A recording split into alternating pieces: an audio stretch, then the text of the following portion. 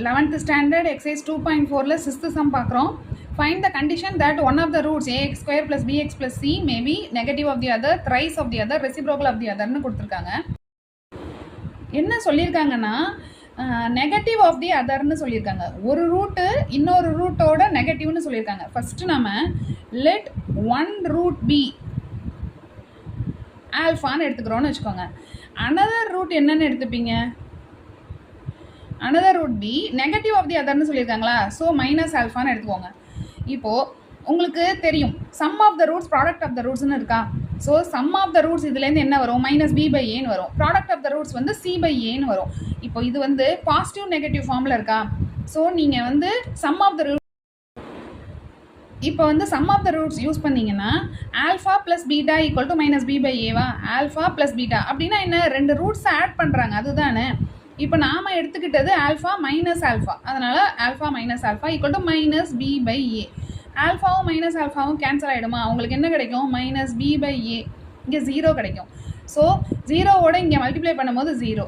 So minus B equal to 0 which gives b equal to 0. இப்போ இதுதான் condition. அதாவது அவங்க என்ன கேட்டிருந்தாங்கன்னா ஃபைண்ட் த கண்டிஷன் கேட்டாங்களே. இதில் வந்து ஆல்ஃபா பீட்டாங்கிற ரூட் இருக்கக்கூடாது. ஆல்ஃபா இங்கே வந்து நம்ம மைனஸ் ஆல்ஃபான்னு எடுத்துக்கிட்டோம். ஸோ அந்த மாதிரி ரூட்ஸ் வரக்கூடாது. ஏபிசி இந்த மாதிரி தான் வரணும், ஓகேவா? ஏபிசி வரணும். இப்போ நீங்கள் வந்து இதோட கண்டிஷன் நெகட்டிவ் ஆஃப் தி அதருக்கு கண்டிஷன் என்ன கண்டுபிடிச்சிருக்கீங்க? பி ஈக்குவல் டு 0ன்னு கண்டுபிடிச்சிருக்கீங்க. ஓகே, நெக்ஸ்ட்டு பார்க்கலாமா? நெக்ஸ்ட்டு வந்து த்ரைஸ் ஆஃப் தி அதர் இல்லையா. ஸோ ஒரு ரூட்டை நீங்கள் என்னென்ன எடுத்துக்கிறீங்க? ஆல்ஃபா. அனதர் ரூட்டை த்ரைஸ் ஆஃப் தி அதர்ங்கிறப்ப 3 ஆல்ஃபாவா. So alpha sum of the roots, okay, alpha plus 3 alpha, ஓகேவா. சம் ஆஃப் த ரூட்ஸ் வந்து alpha plus 3 alpha equal to minus B by A. இப்போ இது என்ன கிடைக்கும்? 4 alpha equal to minus B by A. Alpha equal to minus B by 4ஏன்னு கிடைக்குது. இப்போ இதில் பார்த்தீங்கன்னா பி ஏ இருக்குது, ஆனால் ஆல்ஃபாவும் இருக்குது. ஆல்ஃபா நம்மளுக்கு வேணும், ஆல்ஃபா வரக்கூடாது. ஸோ நெக்ஸ்ட்டு வந்து ப்ராடக்ட் ஆஃப் தி ரூட்ஸும் போடுங்க. ப்ராடக்ட் ஆஃப் தி ரூட்ஸ் போட்டிங்கன்னா ஆல்ஃபா பீட்டான்னு தானே போடுவீங்க. பீட்டாங்கிறது இன்னொரு ரூட்டு. இங்கே என்ன இன்னொரு root? 3 alpha. So alpha into 3 alpha equal to alpha into 3 alpha equal to C by A இல்லையா. ப்ராடக்ட் ஆஃப் த ரூட்ஸ் வந்து சி பை ஏ.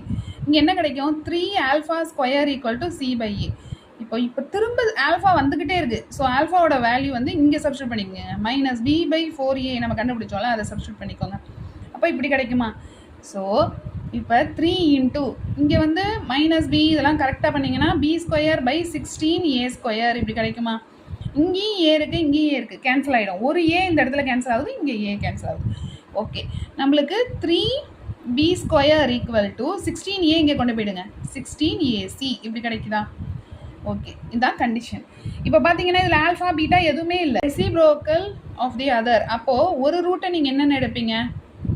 ஆல்ஃபா. இன்னொரு ரூட்டை என்னென்னு எடுப்பீங்க? அனதர் ரூட் வந்து 1 பை ஆல்ஃபா, ஓகேவா. இப்போ வந்து இதில் சம் ஆஃப் த ரூட்ஸ் போட தேவையில்ல. இது ஒன்று வந்து ரெண்டுமே எப்படி இருக்கு? டிவைடில் இருக்கா இந்த இது. அதனால் நீங்கள் ப்ராடக்ட் ஆஃப் த ரூட்ஸே போடுங்க, ஈஸியாக இருக்கும். ப்ராடக்ட் கண்டுபிடிங்க. Alpha into 1 by alpha equal to C by A. இதுதானே கண்டிஷன் ப்ராடக்ட்டுக்கு. ஸோ இது கேன்சல். உங்களுக்கு 1 equal to C by A which gives C equal to A இல்லையா. இதுவும் பார்த்தீங்கன்னா கண்டிஷன் கரெக்டாக வருதா? Thank you. If the video is helpful to you, subscribe my channel.